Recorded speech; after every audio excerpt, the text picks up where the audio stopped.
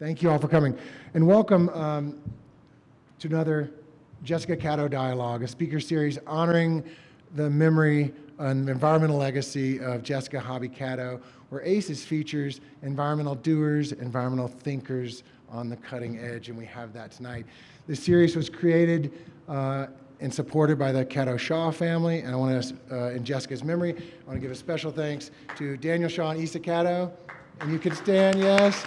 Daniel, who's also the board chair at ACES as well.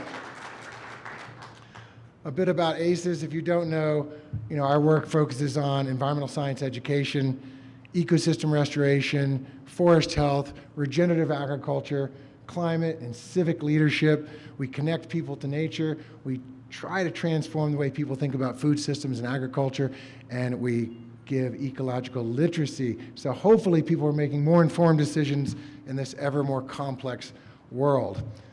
Tonight, we're going to hear from two of the nation's leaders on how wildfires are changing and what it means to our communities. Across the globe, wildfires have become bigger, more extreme, more destructive, and at the same time, more communities are in the pathway of fires than ever. Let's just look at the local history for all of us in the Colorado fires.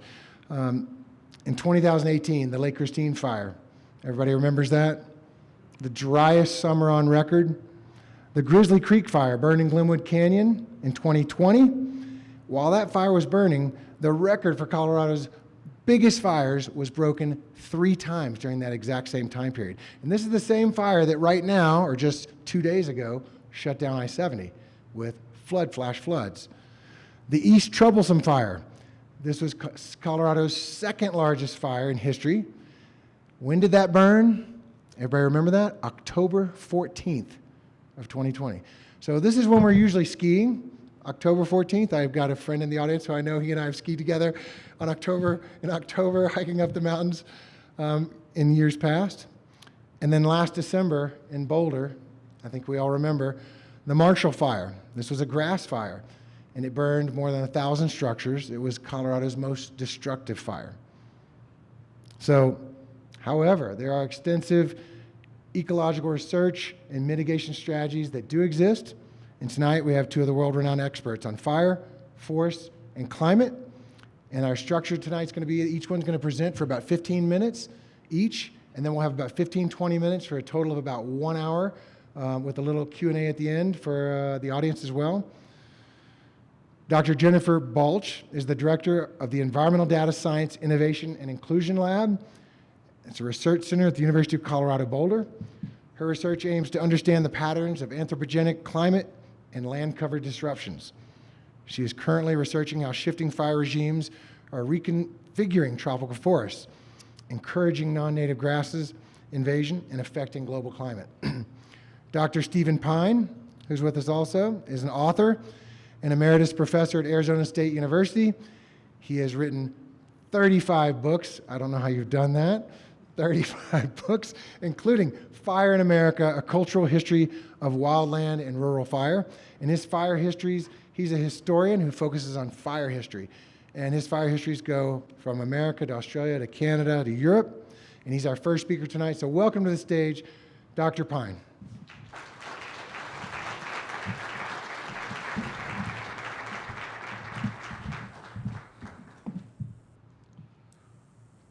Well, good evening.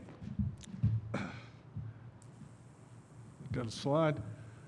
The fire community likes to frame things with triangles, so I'm going to do that with history. And we'll talk, that's not the beginning. So I'm going to do that in terms of 3 fires, and I'll open by projecting it.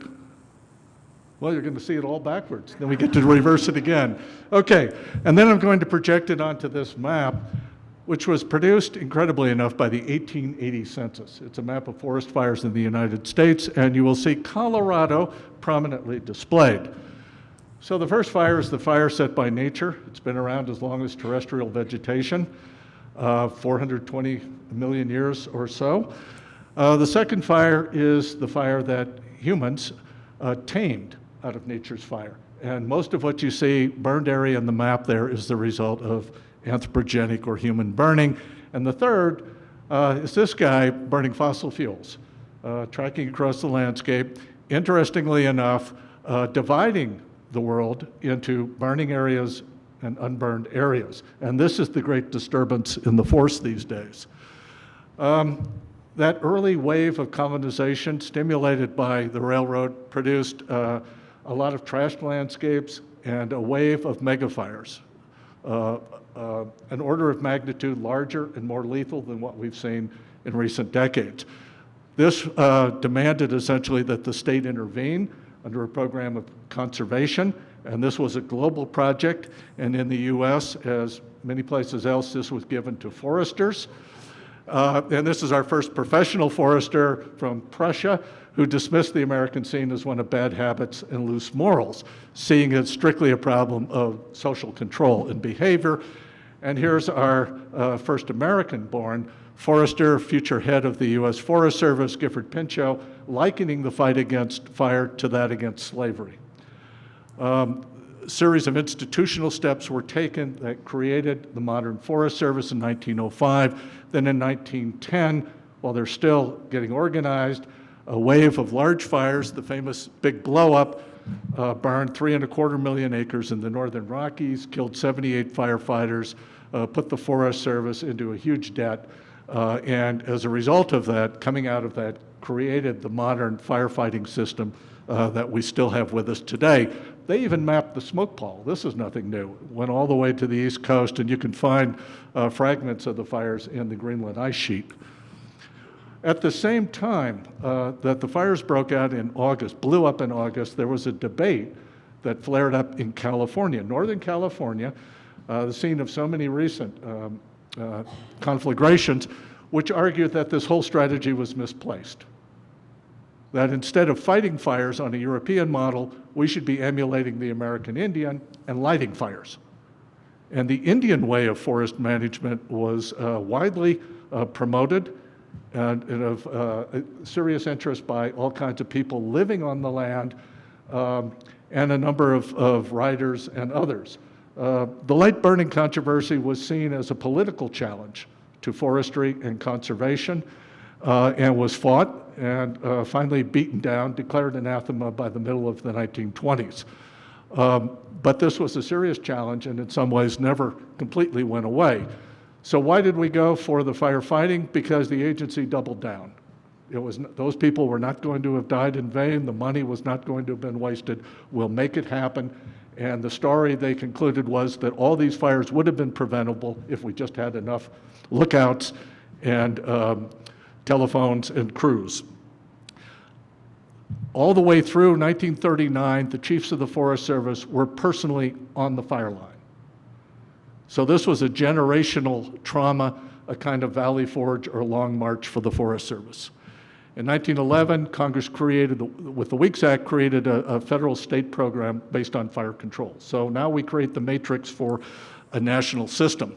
For the next 50 years, the Forest Service will expand that charge and create a national matrix for fire.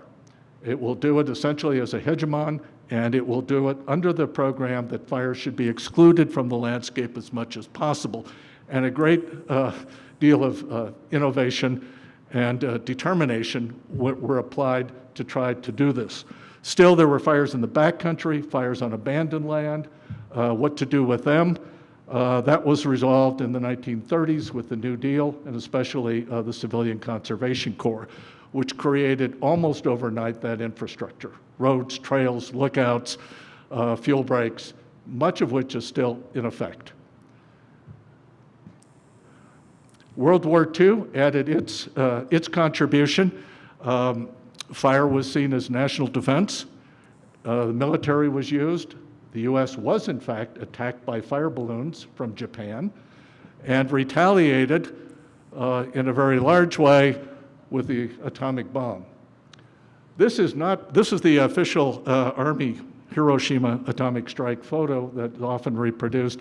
This is not the photo of the mushroom cloud. This is the pyrocumulus cloud of the burning city. So the military now saw fire defense as part of civil defense and any future war would very likely involve large conflagrations, and fire now becomes, in a sense, the other red menace as we enter a kind of Cold War on fire, reinforced by the CCC is gone, but now we have all these mountains of war surplus equipment that can now be repurposed for firefighting, and through the Forest Service can be distributed to the states. Even Hollywood gets into the act. But after 50 years, we began seeing some of the consequences. And in the 1960s, the pushback began. There was what I think of as a fire revolution. They wanted to change in policy, wanted to restore good fire, not just eliminate all fire, and they wanted to broaden the institutional basis, make it interagency. Eventually it becomes intergovernmental, and indeed there's a large civil society component. One pole of this is in Florida, interested particularly in controlled burning. The other in California, interested in natural fire. And in 1962, we can see the opening salvos. Tall Timbers, a private research outfit outside Tallahassee, begins a series of fire ecology conferences, an important forum for introducing information that had not been available before, and the Nature Conservancy conducts its first prescribed fire. By 1968, the National Park Service had renounced the old suppression-only policy in favor of one for restoring fire. 1978, the Forest Service did. We're talking 50 years ago. Half of the national history of modern fire management has been dedicated to going beyond simple suppression into restoring fire, and the question is, what happened? Part of what happened is that electoral politics change. The 1980s become essentially a lost decade for fire. It's not eliminated, but it's stalled. And it doesn't revive again until changes of administration. But in the meantime, we have two great explosive fires on the two extremes of what will be the firescape. One is the backcountry fire, often in protected areas or wilderness areas, symbolized by Yellowstone in '88, and the other, Oakland burning in 1991. Our first large urban fire since San Francisco burned across the bay. In fact, watching communities burn again is really strange because we'd solved that problem. I mean, for me as a historian, this is like watching polio come back. Where did this come from? We fixed this. And this has been the subject of large initiatives for a long time. Then Colorado comes back, 1994, the South Canyon fire. New administration leads the revolution in a sense, rekindles. Common fire policy a year later, coming directly out of that, and then a national fire plan in 2000. But ever since then, we've really been chasing. After the smokes, we're way, way behind. And it's hard to see how we're going to catch up in any time soon. All right, so megafires have now joined our forlorn polar bear as an emblem of an Anthropocene, of global change. I would argue a larger conception of this, going back to that railroad we saw in the beginning, that we're not talking just about climate change, we're talking about a fossil fuel civilization and how it lives on the landscape. Because the other side of fire, land use, has also been changed in all of its forms by our conversion into fossil biomass and the substitutes. We've made habitat after habitat, much of which in our home and offices are all to the good, out in the countryside and wildlands, not. Even our ability to fight fire is based on fossil fuel. Take all the planes and helicopters, the graders, the bulldozers, the engines, the water tankers, the chainsaws, the pumps. Could we pretend to fight fire? No. We would have to do what people had always done, which is to modify the landscape and put their fires in place of wildfires.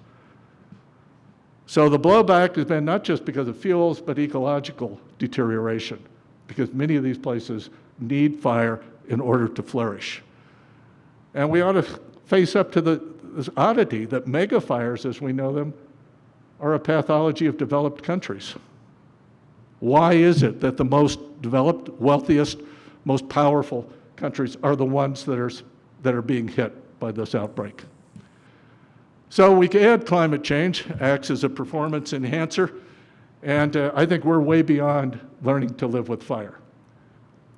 We're going to have to learn to live with a fire age. A fire-informed equivalent of an ice age is what we've created, or what I've taken to calling a pyrocene. So let me end with a triangle of things we might do.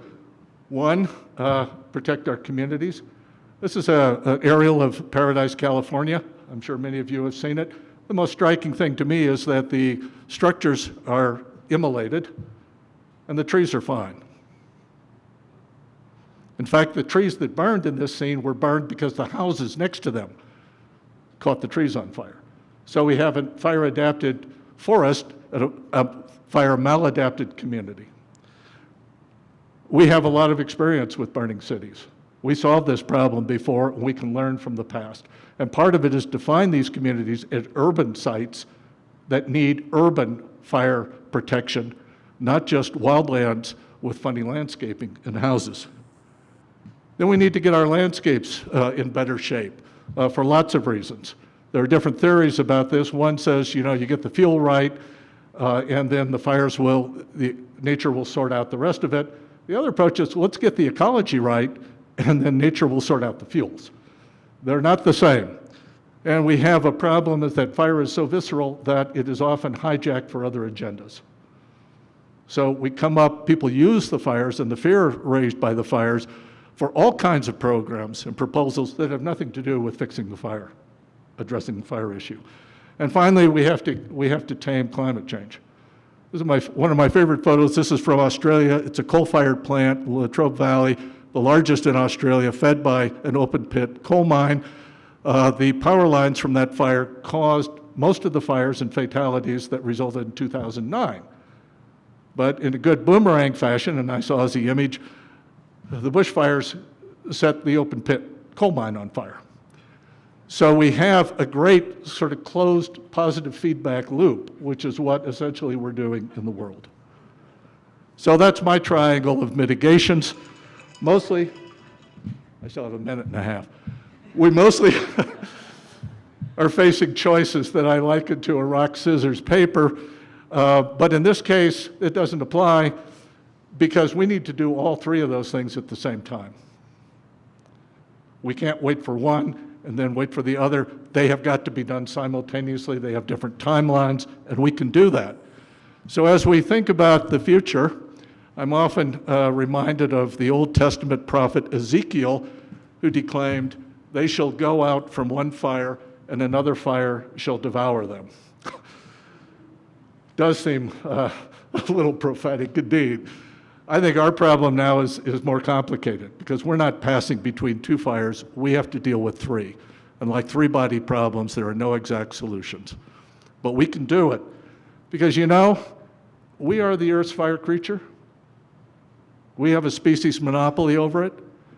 This is what we do that no other creature does. This is our role in the great chain of being. This is our ecological signature, and we've forgotten it. Good fire made us, bad fire may unmake us, but it's our fire, and we can fix it if we want to. Thank you.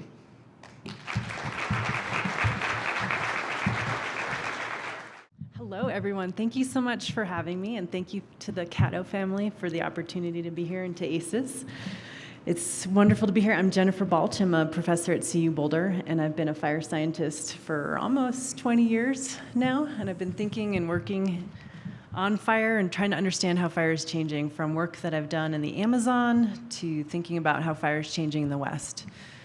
This is an image taken from a satellite looking at the Marshall Fire that happened in late December. And this was pretty close to home, about a mile from where I live. Over 100 faculty, students, and staff lost their homes in this event. And as you probably are well aware, Boulder is chock full of climate and environment-focused folks, and all of a sudden, overnight, we became climate refugees. Seeing a fire happen in winter should be an oxymoron in terms of winter wildfires.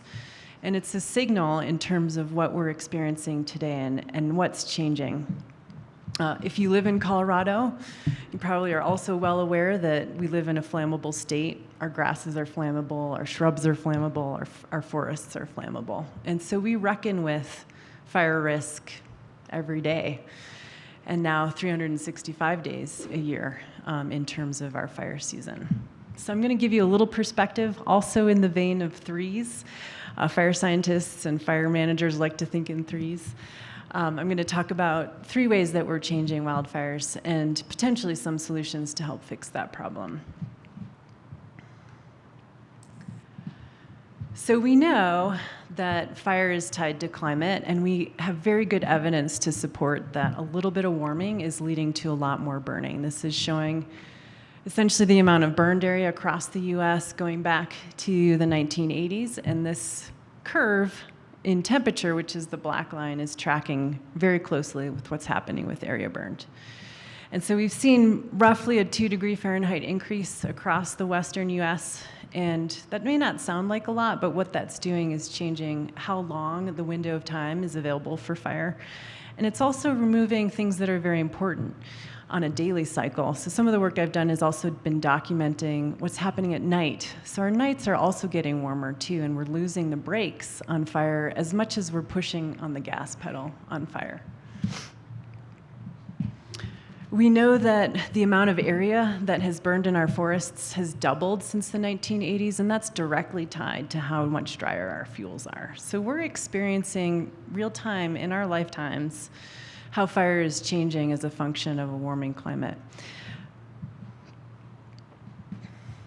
But it's not just climate that's involved. We're also changing the fuels, and we're also changing ignitions. So I'm going to speak about each of those 3 elements or ingredients. And we've also put a lot in harm's way. So on the climate front, Pitkin County actually tracks pretty closely to what's happening on a national scale in terms of the increase in temperature we've seen going back to the 1890s. We've seen a 1 degree Celsius change or a 1.3 degree Celsius change here in this region, but not too far away from us here. We've seen some hot spots of climate change in western Colorado and also in northern Colorado, which have seen actually a 3 degree Celsius change. And so those are regions that are also experiencing fire in different ways as a function of how hot and dry it's getting. As a function of changing temperatures, we're seeing the seasonality of fires shift. And what I pay attention to is the pink bars, essentially showing that the month of the year, we're seeing more and more fires happening in September, in October, in November, in December, that we didn't see just a few decades ago. This is true of the East Troublesome Fire. This is true of the Marshall Fire. The East Troublesome Fire jumped the Continental Divide over a couple miles of tundra and rock, which is remarkable.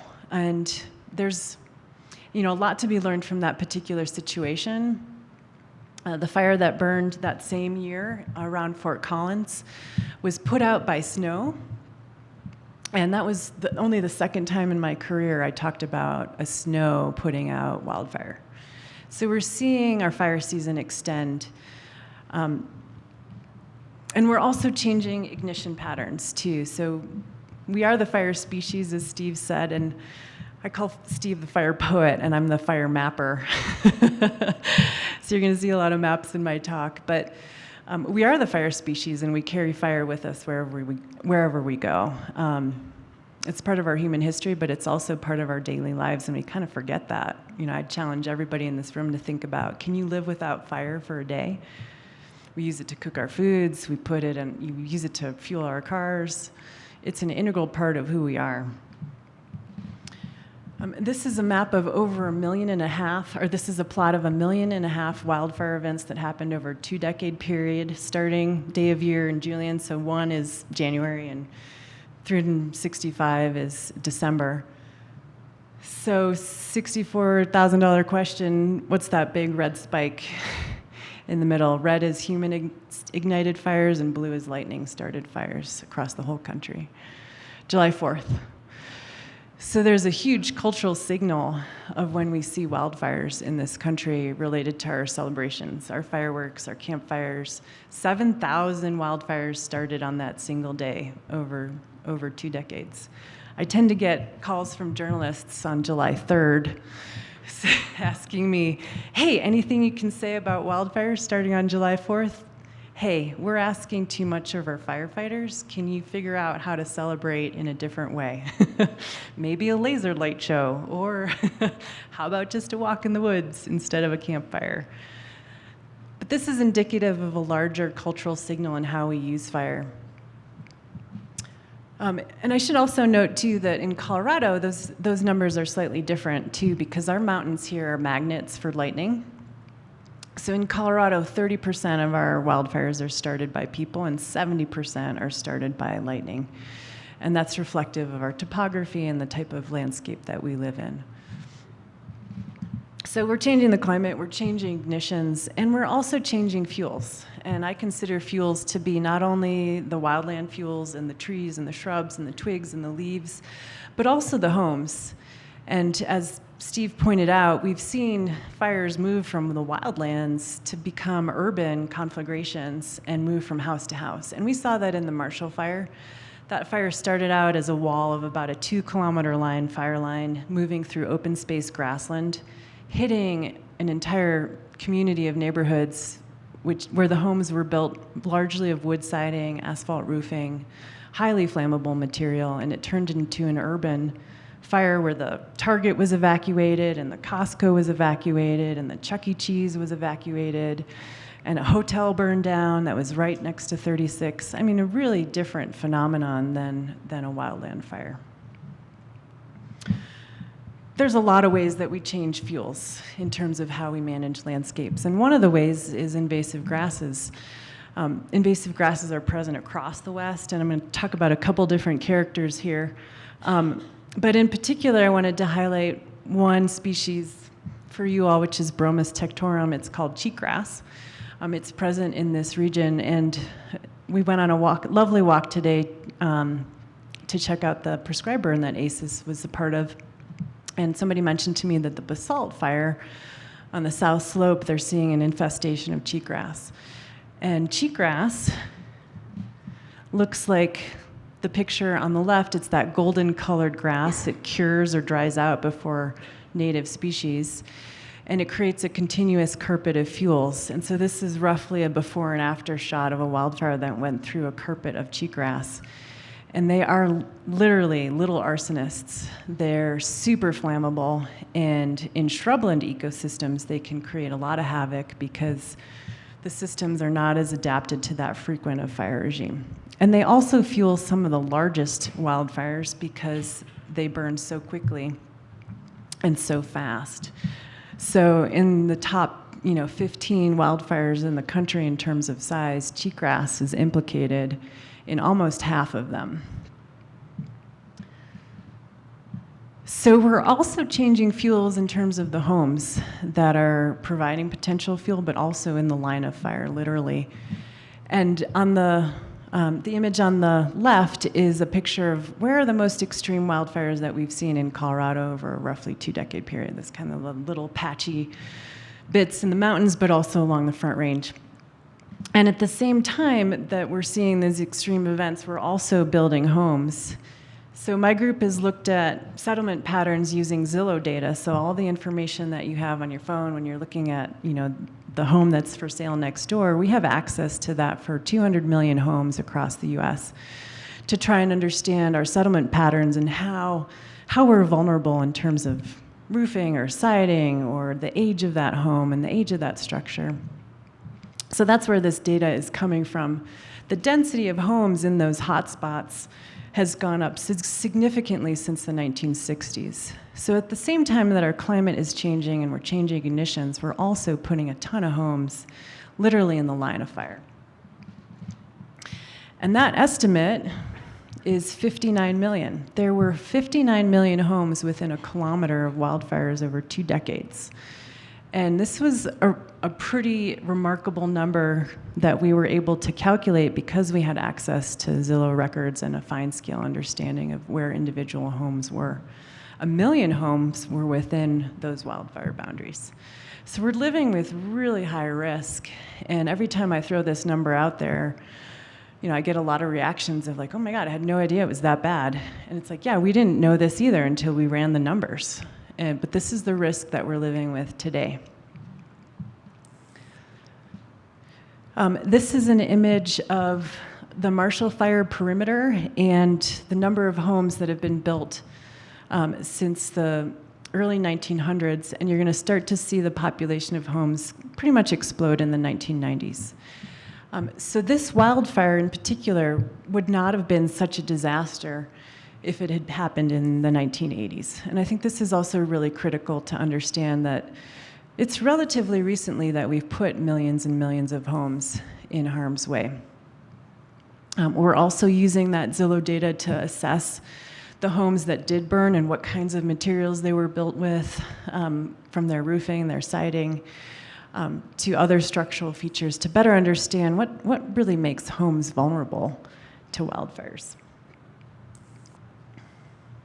This is a map of risk for Boulder County in terms of wildfire probabilities. So the yellows are kind of the highest probabilities of wildfire. And then you can see mapped onto that individual wildfires that we've seen, including the Marshall Fire, which is outlined in red in the bottom right. And these are the numbers in terms of destructive fires. The Marshall Fire burned over 1,000 homes, which was our most destructive fire event in the last several decades, but also way before that too. And Steve and I were talking at lunch today, and the thing that's really different right now is we've seen multiple events burn 1,000+ homes in the past 5 years. And I'll be honest with you, I fully expect another Paradise, California. I don't know when it's going to happen. I don't know where it's going to happen, but that's the level of risk that we're literally living with. So we need to think about solutions and how do we proactively mitigate this major challenge that we've got on our hands. This is a map of a refined WUI. Can I just get a show of hands? How many of you know what the WUI is? Have you heard that phrase before? Okay, so a few of you. It's a terrible phrase, but it stands for the wildland-urban interface. It's essentially where homes are articulated with flammable vegetation. And it's what's used to help define, even county-level assessments of risk and how do we mitigate fuels and how do we mitigate the risk and evacuation that we're dealing with. And so we need a better estimate of where that risk actually is, and that's something that my team is working on to try and better assess where that risk is. Because frankly, that delineation moved when the Marshall Fire happened because every homeowner there didn't expect that they were living with that kind of fire risk.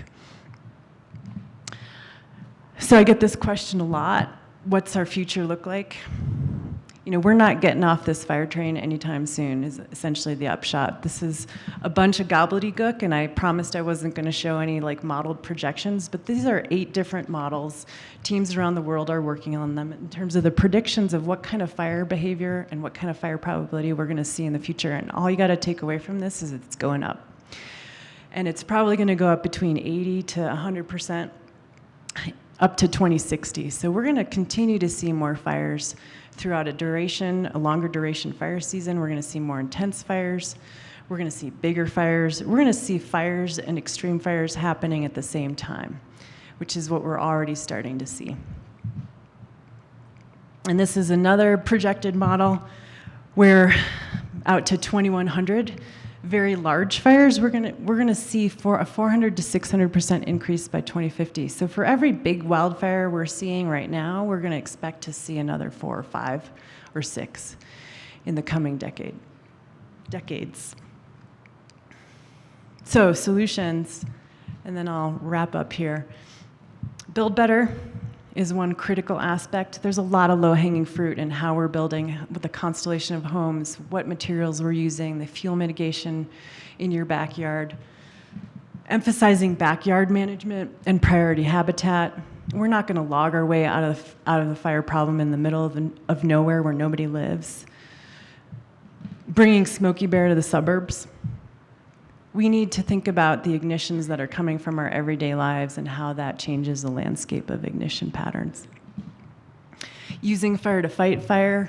Native burning or cultural burning is definitely a model. It's one way, and it varies across different tribes and how they use fire, but it is definitely one way to think about how we use fire and how we sustain it in our landscape. It's not the only model, but it is one approach, and we need to think about how we could possibly put good fire back in the landscape in the modern context. Who's most vulnerable? Just a few years ago, we were all dealing with smoke and smoke pollution. There are folks who don't have access to escape or don't have homes that help to seal them off from the harmful effects of smoke pollution. In understanding future fire, we absolutely need to build that in to our projections of future fire risk. We have floodplain maps to mitigate the danger of flood risk. If you buy a home and it's in the floodplain, you have to buy flood insurance. We don't have fire mapping at a national scale or incentive structures to help mitigate the risk of wildfires. So this was an opinion piece that I wrote for the conversation, but these are some of the solutions. And we all need to put our heads together and think about how we're going to deal with this. And one final note, aspen may actually be part of the solution. What we're working on is trying to better understand where aspen actually is, because it does burn very differently than conifer forests. It is much moister and it holds on to water a lot better, and its leaves are not as flammable as conifer forest needles. So that's one proactive strategy that we're working with the Nature Conservancy and others to better understand as a potential solution as well in terms of mitigating risk. And last but not least, I direct EASL, which is the Environmental Data Science Innovation and Inclusion Lab, recently funded by NSF to the tune of $20 million, to figure out how can we leverage data to help generate solutions for our critical environmental challenges. So happy to talk more about that and where the opportunities lie. So thank you.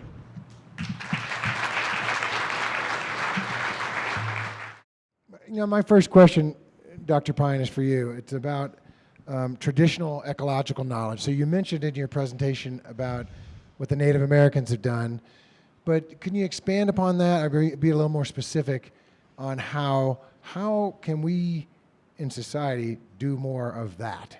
And what does that look like? Well, historically, essentially in Aboriginal societies, one way to think about it is in terms of lines of fire and fields of fire. And lines of fire are basically transportation routes.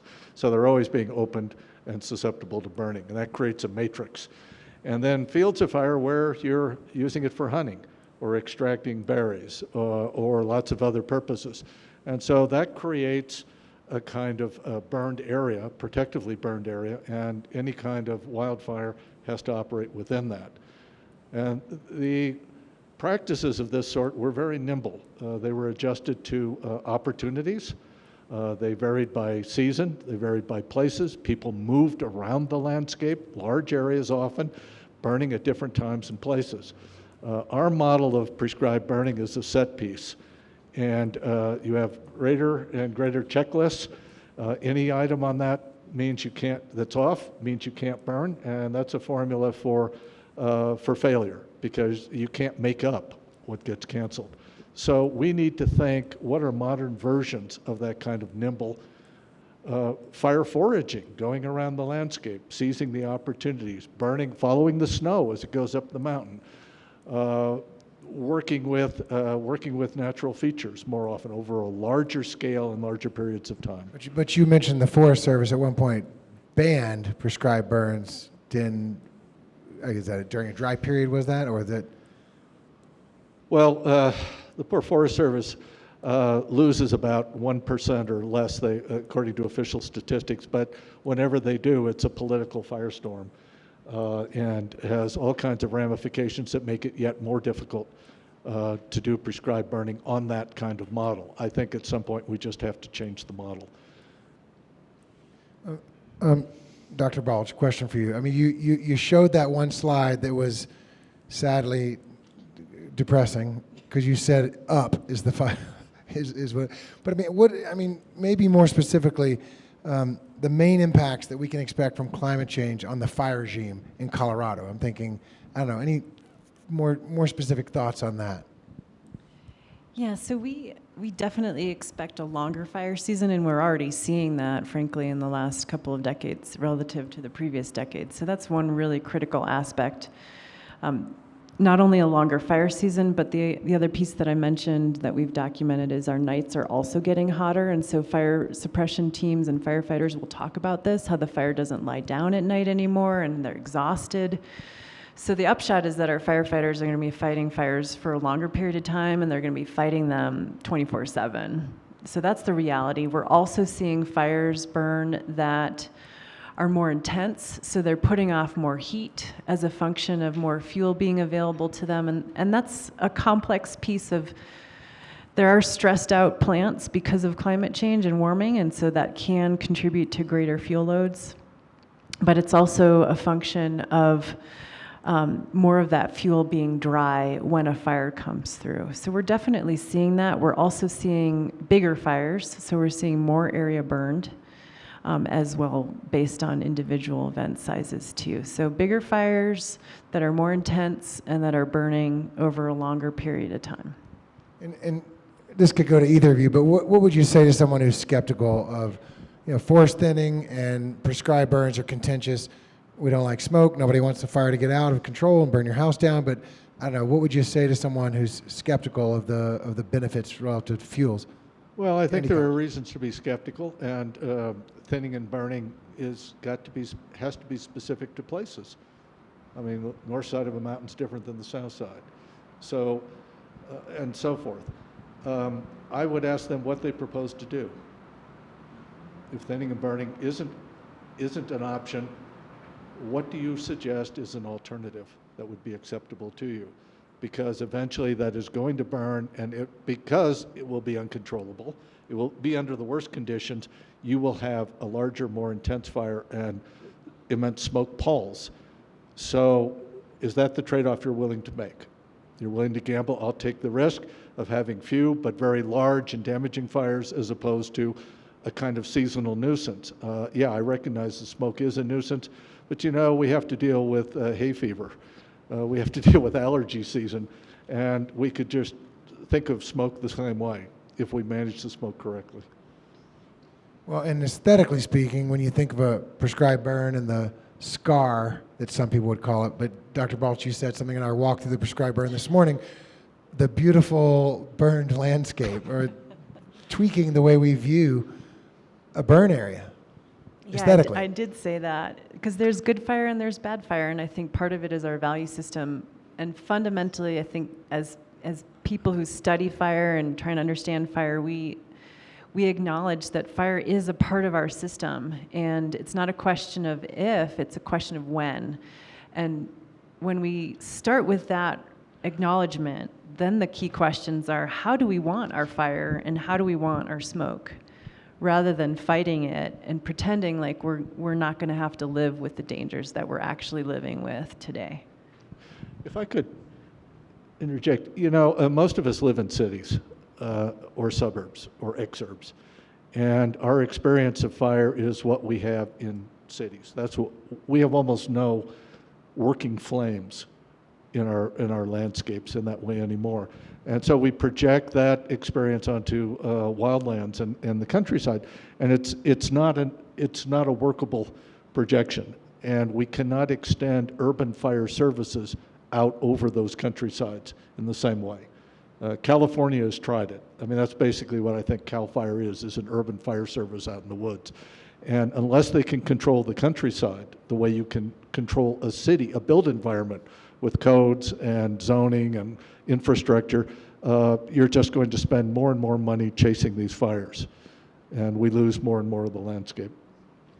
For me, one of the most astonishing things, the slide that Dr. Pyne, you showed us, but you mentioned it, this notion of he's seen fires that the houses burned and the trees did not, and other fires where the trees burned and the houses did not.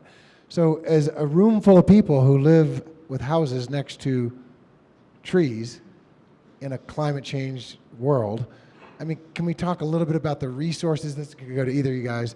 I mean, if I'm sitting in this audience, I'm thinking, well, what do I do? What's the first thing you do to your house? Or what am I going to do to keep my house from burning? Jennifer? You're a local. So I get this question a lot, and I'll tell you the one thing that you should think about, it's the lowest hanging fruit, is to put some finer mesh on the vents on your roof. That's actually a critical way that that burning embers will enter into a home, is through the vents in your roof. And there's good evidence to show that if you have really fine mesh screening on your roof vents, like, you can actually prevent those embers from entering into your home.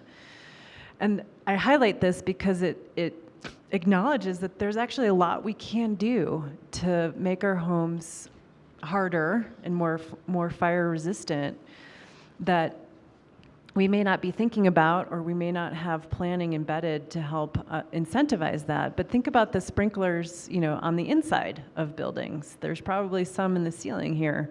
There are codes that were developed out of disastrous urban fire events that help to set up the building codes that regulate the interior of buildings. And now we need to flip to think about what are the regulations and codes and incentives that need to be developed for the outside of our homes to protect us from wildfires.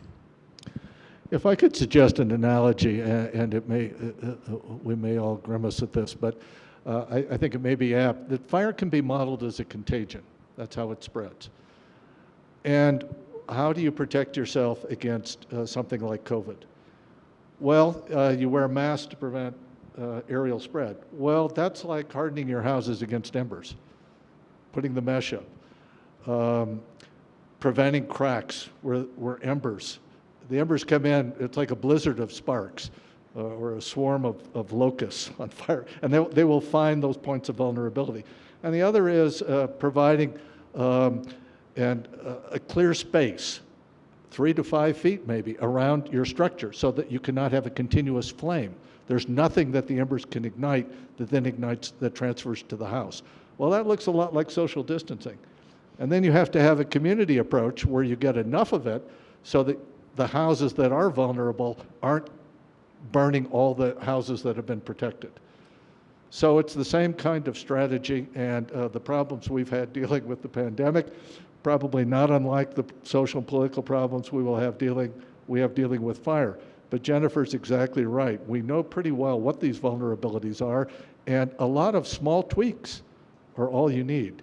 You don't need to raise the whole community and rebuild it in concrete. And you didn't say the obvious thing, which is to cut trees further from your house. Is that not Well, effective? it depends what trees. And the trees may not be the problem. And the trees, I like the shade, I like the trees. I spent 20 years, we have a cabin in the White Mountains of Arizona at Alpine. We were in the Wallow Fire in 2011. It's a 538,000 perimeter acre wildfire. We were right in it. I spent 20 years getting ready for that fire. We came through fine. Yeah, we were lucky, but we came through fine. You can do it. We lost a lot of the landscaping. My wood pile, I had a very large wood pile well away from the house. It vaporized. There was nothing left. Even the screws melted. But it can be done. It's not that difficult. Okay, but where does one go? Where do we go as a community for more resources, for more tools? I mean, where do you find this stuff? Well, there's a great group working with communities like Aspen called Headwaters Economics, trying to work with individual communities on land use planning and zoning, and really at a local level, they work with 70 plus different communities across the West to help them think about what are the strategies for doing this. And some of this information is also available through the Fire Adapted Communities Network as well, in terms of how to think about your home and what mitigation you need to do within 4 feet or within 50 feet of your home. And the selection of plants around your home is really critical too. I'll mention eucalypts, which are part of the Oakland story, where eucalypts are from Australia. They are the fire-adapted species. They've got oils in their leaves, and they burn like crazy. And we have analogs to that here in Colorado. Junipers as well are highly flammable species. So there's some important selections in what people landscape with too. There are lots of resources. There's been a national program for about 35 years called FireWise. The National Fire Protection Association oversees it now, and it's basically based on getting communities to become FireWise, and you can sign in and do it. And that's good. There may be local associations. I think there are some in Colorado. I don't know the particulars. And your local fire people and the Colorado State Forest Service would all be acquainted with this, and they have produced lots of literature suggesting how you can help to harden and protect your home. So there are lots of options. And we have fire mapping here I know in the city of Aspen. I think it goes out to Pitkin County, but we could contact our local fire department to find out if we're in high risk areas. Mm-hmm. So before we move to audience questions, one last question. So some of this can be kind of depressing. Climate change, fire, it's, doesn't make you really happy. So what would you guys say? I mean, what is something positive that you'd say to, I don't know, maybe even the younger generation? What brings you hope about the future? You better have an answer for this. Give that one to me, yeah. Thanks. I would say two things, and I speak just for fire. One is I do see a generational change. A lot of the stuff that has caused difficulty in dealing with lands, particularly public lands, over the last 50, 60 years, a newer generation just doesn't care about. They simply accept that climate change, anthropogenic change is happening. It's there, it's a given. We're not having to argue over that issue. It's a question of tactics. The other thing on the fire side is that fire is interactive. I mean, that's its great story. It's a reaction. It's like a driverless car barreling down the road, integrating everything around it. And that means there are lots of points of intervention possible. There's no one thing you have to do. There can be lots of small things. And we have a major problem with large damaging fires for communities that are started by power lines. There's no reason for that. We've known for years we need to fix our creaky grid anyway. Well, now we can add fire to it. So a lot of the things we ought to be doing with fire, we probably ought to be doing anyway for other things. So we don't need a $50 billion fire bill. We need to integrate fire with lots of other things. And that means we can double up or triple up or quadruple up on many stuff we ought to be doing, and fire will be a part of that. And Dr. Balch, do you have something positive to share? Yeah, give me a little time to think about it. Well, I will just echo a couple things. One, in my career, I've seen the shift from our focus to documenting the link between fire and climate change to figuring out what are the solutions. And I think that's actually a really positive shift where I'm not fighting all the time to make sure that we're documenting the connections. We're thinking about what are the solutions and how are we going to do this. And I do think science has a role to play, and I think this ties back to ACEs and the role that you all play in your community of bringing young people out into amazing places, and that place-based knowledge will carry them through their careers and be really important, particularly in the field that I'm in, which is data science. And what are the opportunities in data? If you don't understand where that data is coming from or what it reflects, it can be really dangerous. And so I think there's a lot of hope in what the next generation is going to be able to do and what we're going to be able to leverage in terms of information and moving to the era of insight and solution and moving away from the era of data. And I also think it's really hopeful that we are the fire species. We've already done this. We can do it again in terms of how we shape fire in the landscape. And I actually think there's a lot of hope in that there are solutions and we can absolutely implement them. Changing your structural features on your house, and yes, I appreciate that some of that can be very expensive. I also appreciate it can be challenging to implement fuel mitigation on your property, but we can do it. I actually think fixing the fossil fuel combustion problem and the amount of greenhouse gases we're pumping in the atmosphere is a lot harder to deal with than to deal with our immediate fire problem on the landscape. We have time for maybe 2 audience questions, less than 5 minutes. I'm going to go here and here. You guys raise your hands first. Isa, with a microphone. Wait on the microphone. Microphone. Thank you both. This has been a wonderful, illuminating talk. And my question is data. How much carbon, do you have data around how much carbon goes into the atmosphere with each fire? Yes, a lot.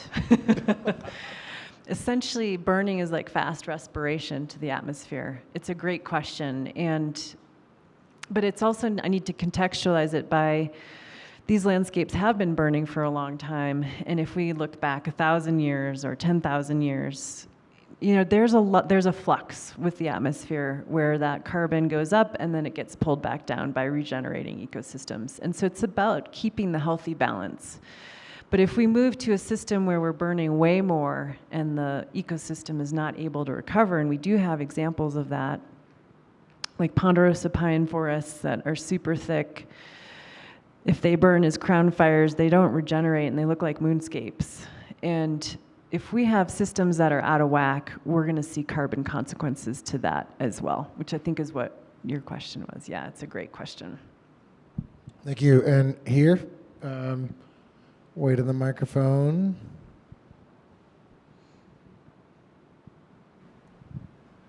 Yeah, thanks to both of you. Dr. Pyne, this is mainly for you. Thank you especially for talking about the government's role in mismanaging the forests and not, using the small burns to sort of offset and prevent the bigger ones. I have to tell you, we have a friend of our son's who works for the Forest Service, and they're not doing any clearing, they're not doing any burns. They literally will sit there for 20, 30 days or whatever their shift is, doing nothing, waiting to be called on a fire. And that's something that we really need to change and get proactive about. And I don't know if you have any opinion on how we go about pressuring the Forest Service to do the right thing. Well, part of the problem is that nationally we can't agree on what the right thing is. And the Forest Service is paralyzed by that.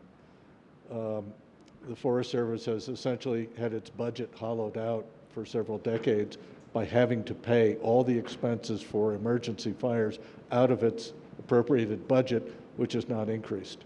So in some ways that could be, you could take that as a congressional act. This is a way of gutting the agency, and we will then do something else with those lands. I don't know, you'd have to ask. So yeah, the agency, I think in looking back, we made a historic mistake in 1910. We were going to double down, we were going to show we could do it. It's the progressive era. Teddy Roosevelt's calling for a life of strenuous endeavor.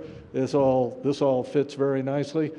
But half of that era, policy changed. We now have more time since that fire suppression policy than we had under it. And so what happened to disable that system and leave us with the only possible response being emergency, reactive, because everybody agrees, well, we have to do something. So, and I find, I don't want to be a downer again, but I am, that it's not just that we can't agree, but we don't seem to be able to agree on a process by which we can agree. And ironically, it doesn't seem like one of the hyper-partisan issues that we see today. Am I wrong about that? I would say it is. Like everything, it gets pushed into that. This goes back. Well, yeah. I've been registered as an independent all my life, so I've tended to regard one party as crazy and the other as clueless. But in this case, the politics really does matter. And that's probably a discussion for another time and place. Well, and we'll end there on a not the most positive note, but our hour's up. Thank you guys for being here. Thank you all. If you have other questions, we can do it afterwards. Thank you.